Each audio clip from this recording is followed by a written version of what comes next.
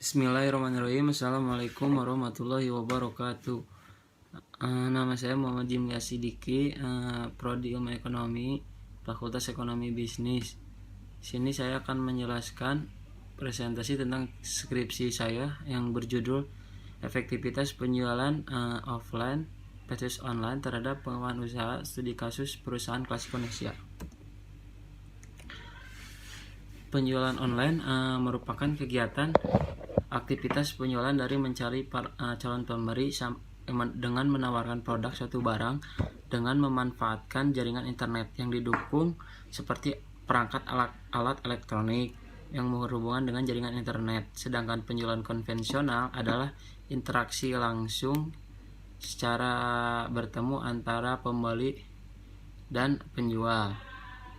Jika penjualan online dan offline meningkat, maka pengembangan suatu usaha pun meningkat. Pengembangan usaha yakni upaya yang dilakukan pemerintah daerah, masyarakat, dan stakeholder lainnya untuk memberdayakan suatu usaha melalui pemberian fasilitas bimbingan, pendampingan, dan bantuan perkuatan meningkatkan kemampuan daya saing sebuah usaha. COVID-19 telah menimbulkan ekonomi shock yang mempengaruhi ekonomi secara perorangan, perusahaan mikro kecil, menengah, maupun besar.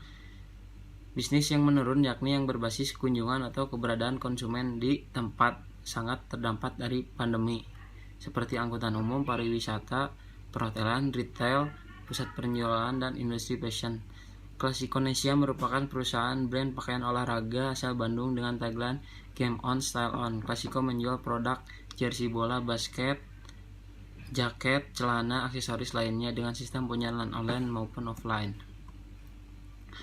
Identifikasi masalahnya yaitu bagaimana perbandingan efektivitas penjualan online dengan penjualan offline pada Klasik Indonesia, bagaimana strategi peningkatan efektivitas penjualan online versus offline terhadap pengembangan usaha Klasik Indonesia.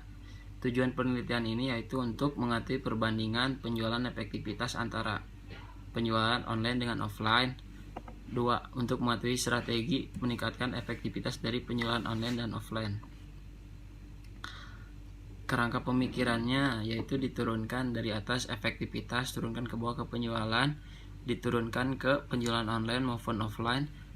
Di penjualan pun dipengaruhi oleh kondisi kemampuan penjual, kondisi pasar, kondisi organisasi perusahaan, dan kondisi faktor lain seperti pandemi.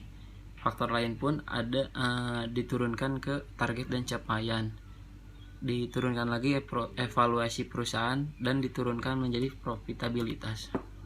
Metode penelitian yang saya kerjakan yaitu menggunakan metode analisis deskriptif kuantitatif. Metode analisis menggunakan metode analisis prinsip-prinsip efektivitas, jenis dan sumber datanya yang menggunakan data primer dan sekunder. Lokasi penelitiannya itu di Jalan Gudang Selatan nomor 22. Hasil pembahasan pada hasil pembahasannya itu yaitu dengan menggunakan rasio efektivitas dengan rumus jumlah perolehan dibagi target dikali 100%. Tabel yaitu 1. Dengan teknik pengukurannya, jika persentasenya di atas 100% maka kategorinya sangat efektif. Jika persentasenya 90-100% dikategorikan efektif.